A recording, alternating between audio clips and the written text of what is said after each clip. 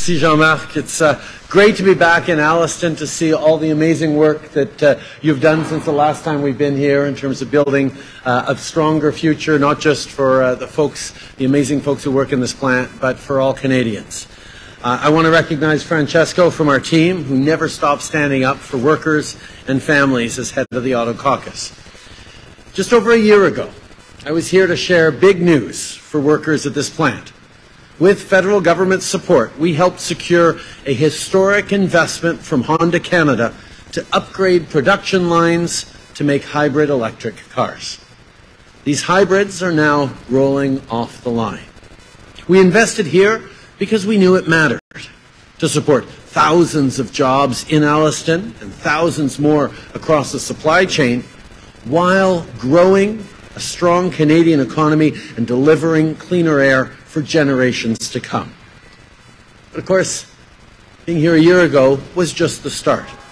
Last week, we released Budget 2023.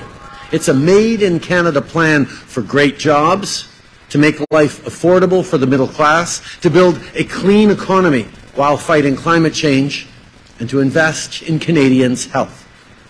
Cette semaine et la semaine dernière, j'ai parlé avec des familles qui vont profiter du régime canadien de soins dentaires, des gens qui vont recevoir le nouveau remboursement pour l'épicerie, des travailleurs qui vont bénéficier de nouvelles opportunités grâce à nos investissements dans les technologies propres.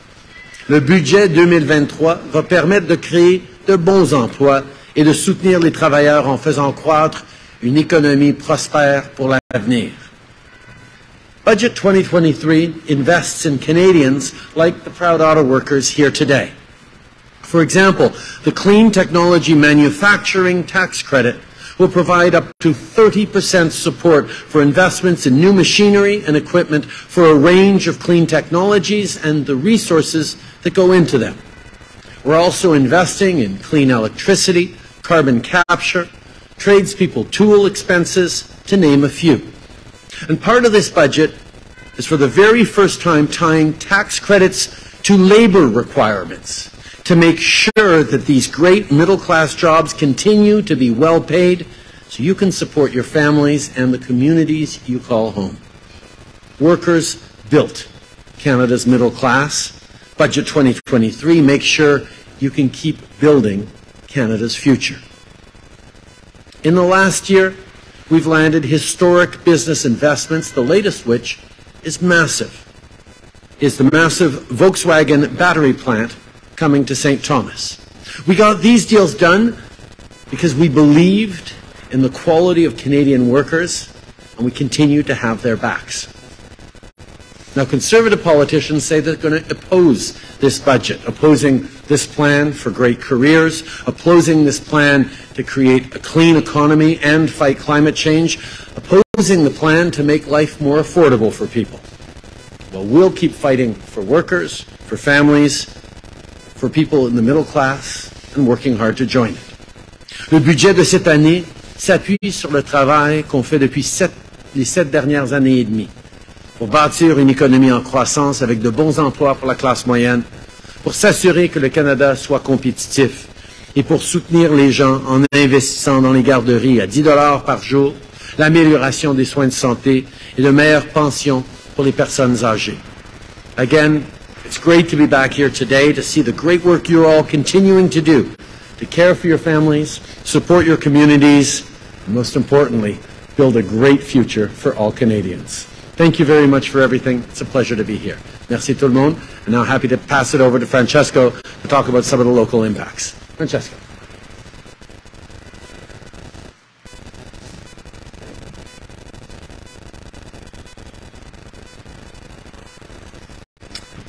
Thank you, Prime Minister. It's great to be with you today, and good morning, everyone. It's great to be here this morning, along with the entire team from Honda again.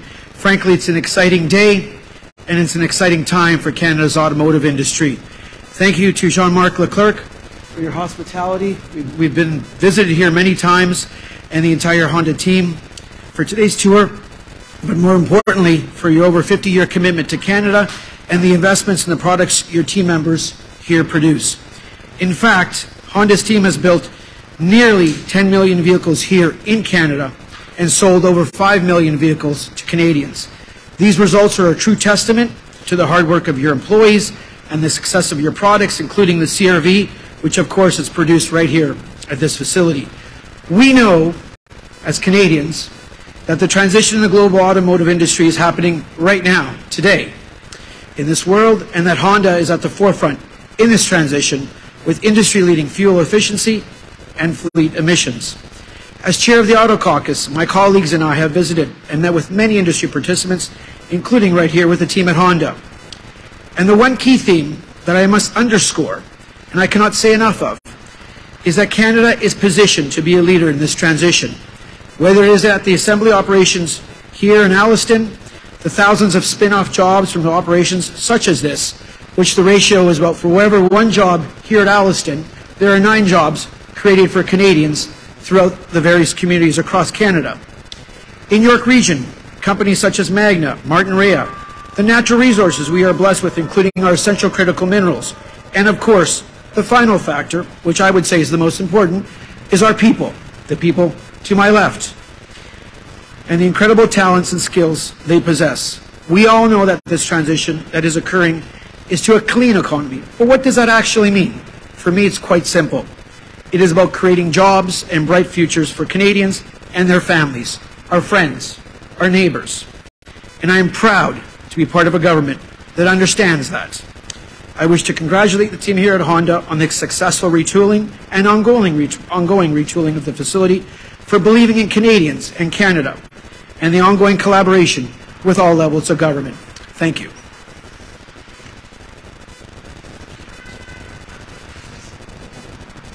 Nous allons maintenant commencer avec la période de questions. We'll now start with the press conference. La première question est à Radio-Canada. La parole est à vous. Bonjour, Monsieur le Premier ministre. Merci d'accepter la question. Certains membres de la communauté sino-canadienne vous accusent de double standard parce que quand la Russie a envahi l'Ukraine, ça a été très rapide pour que le gouvernement bannisse RT en disant que ça faisait de la désinformation pour le Kremlin. Comment ça se fait que la CCTV, qui appartient au département de propagande du Parti communiste chinois, est encore autorisée à diffuser au Canada?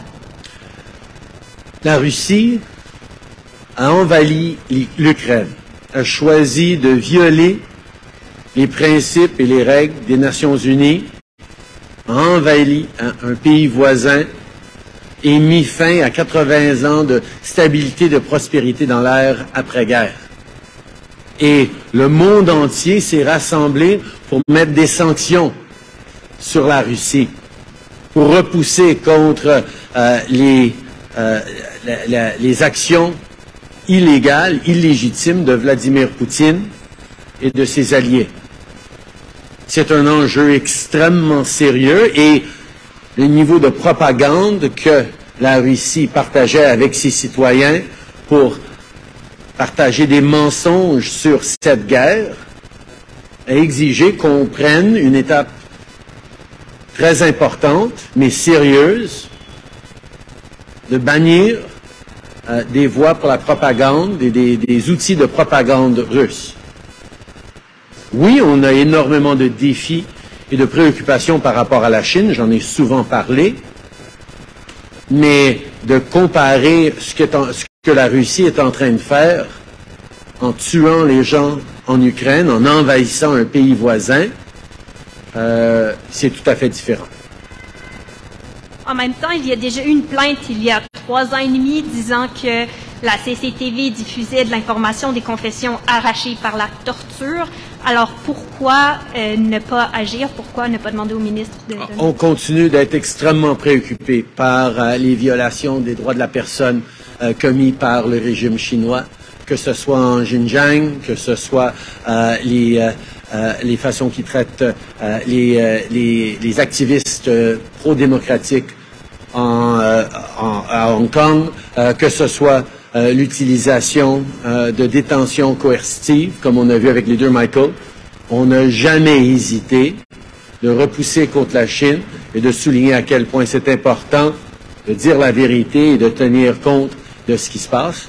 On va continuer de le faire.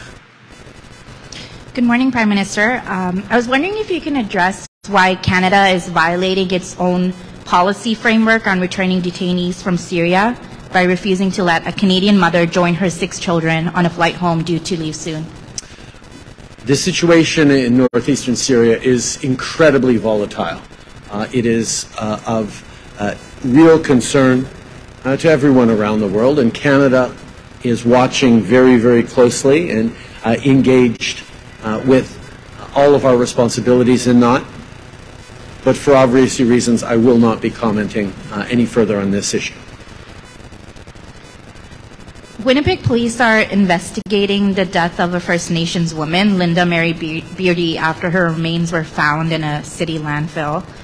3 years after the national inquiry into missing and murdered Indigenous women and girls, why is this still happening? My heart goes out to the community in Winnipeg, to the families of the woman who was killed and left in this way. It is heartbreaking to see this continue to happen. Indeed, over the past years, we have made significant investments and strides in countering gender-based violence, countering the epidemic of violence that continues to strike the missing and murdered Indigenous women and girls. But there is more to do, and we will continue to be there with the community as it grieves, but we will also continue to be there to put an end to this unconscionable violence. Next question. Good morning. Good morning, Prime Minister. My name is Tessa. I'm from CBC News. There's a report out this week about the declining condition of 24 Sussex Drive. This time it's about a rodent infestation. Do you think this is embarrassing for Canada to see a heritage building like this falling apart? Why has it been so hard to decide what to do with the building? Decisions about what happens in the parliamentary precinct and official residences belong to the National Capital Commission and the folks in charge of that. I made the decision a number of years ago not to move into that house and to ensure that my family lived in a smaller but better place in Rideau Cottage. We continue to work with public servants as they chart a path forward for the official residences. The follow-up question will be that what needs to happen so that we can finally decide whether to fix that building or knock down and start over? I know there have been ongoing consultations and important processes to balance the historical heritage nature of that building and the needs of government and of Canadians going forward. Those conversations are continuing within the NCC and the Department of Public Works. Je sais que les conversations continuent au niveau de la Commission de la capitale nationale, au niveau du département de services publics sur quel serait l'avenir de cette installation, de cette ancienne résidence officielle. Évidemment, nous devons équilibrer, ils vont équilibrer l'aspect patrimonial et historique de cette maison avec les besoins des Canadiens dans les années à venir. Pour moi, ma famille est bien installée dans une maison plus petite, mais plus sécuritaire dans Rideau Cottage. Last question. Mr. Prime Minister, Mike with CTV News Barrie. What is your message to folks here in the Alliston area, Simcoe County, Barrie, about the production of these vehicles? Let's say they're not a success and people aren't buying hybrid vehicles. Do we have a backup plan here?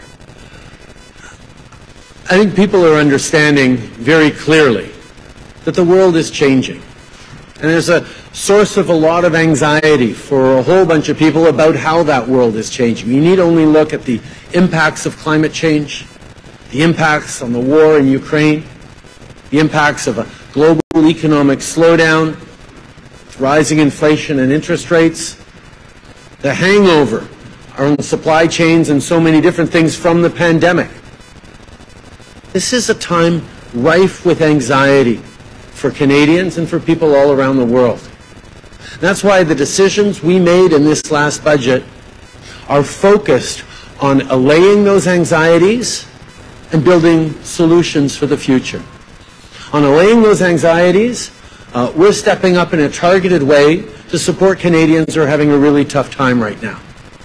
Whether it's the hundreds of dollars in the grocery rebate going to millions of Canadians across the country who need it, whether it's moving forward to lower credit card fees for small businesses, whether it's moving forward on delivering dental care for all Canadians, targeting specifically those $90,000 income and less who don't have insurance. We've already had 250,000 kids accessing dental care. At the same time as we're bringing down childcare fees across the country. They've been cut in half in Ontario, and 6 provinces and territories already have seen $10 a day become a reality.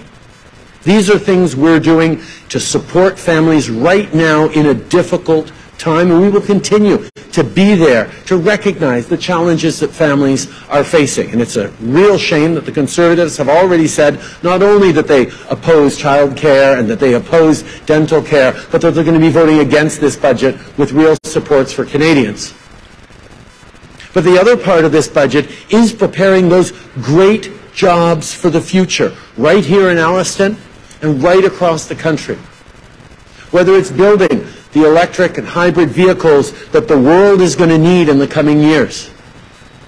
Whether it's securing the critical resources through mines and production facilities and battery production plants right across the country that deliver great jobs like the ones the associates here at Honda have. Whether it's moving forward on transforming our energy mix with more renewables, more nuclear, better options to continue to power the economy of the future without global emissions. We have a plan. And we've been bringing that plan in over the past 7 years, and we are seeing and feeling the impacts of that. The investments we made here at Honda in Allison have resulted in great jobs that are going to last for a long time to come. This is all part of our understanding that the world is changing, and we need to both fight climate change and grow the economy at the same time. So when Conservative politicians continue to insist that there's a choice to be made between what's good for the environment and what's good for the economy, not only are they wrong, but they're harming hardworking families here in Alliston and across the country who are counting on the fact that installations like this continue to step up with cleaner, higher tech solutions that Canadians and indeed the world needs. The Conservative politicians that are amplifying people's fears, reflecting back anger and frustration that is very real from what have been a few difficult years for all Canadians, but not offering solutions and alternatives, is exactly the wrong kind of politics. As we look at what Canadians actually need, they need solutions. Solutions for the affordability crisis they're living right now. They need solutions for better health care, better dental care. And mostly, they need the great jobs for the middle class that a growing green economy is going to offer. That's where Canada is so well positioned. That's why we're bringing in investments from great big companies around the world like Honda and others to see that Canada has the path towards a stronger future for all Canadians. That's what's at stake in these coming years. That's why we continue to stand with Canadians into a brighter future for everyone. Because there wasn't a question on it, I do want to take a moment to speak about the situation in Israel. It's the holy month of Ramadan. It's Passover right now. And families, Israeli and Palestinian, deserve to be able to celebrate and reflect in peace and in security. That's why we deplore what's going on right now in Israel. We're extremely concerned with the inflamed rhetoric coming out of the Israeli government. We're concerned about the judicial reforms that have an awful lot of Israelis concerned as well. We're concerned by the violence around Al-Aqsa Mosque during this holy month. We need to see Israel, the Israeli government, shifting in its approach. And Canada is saying that as a dear and close and steadfast friend to Israel. We are deeply concerned around the direction that the Israeli government has been taking. At the same time, we absolutely and unequivocally condemn the rocket attacks from militants in Gaza. We need to see a de-escalation of violence. We need to see people living in peace and prosperity side by side. We need a return to opportunity and hope around stability in the Middle East for all who live there. And Canada will continue to be a voice for peace, for stability, for prosperity, for everyone in the region. Merci tout le monde. This concludes today's press conference.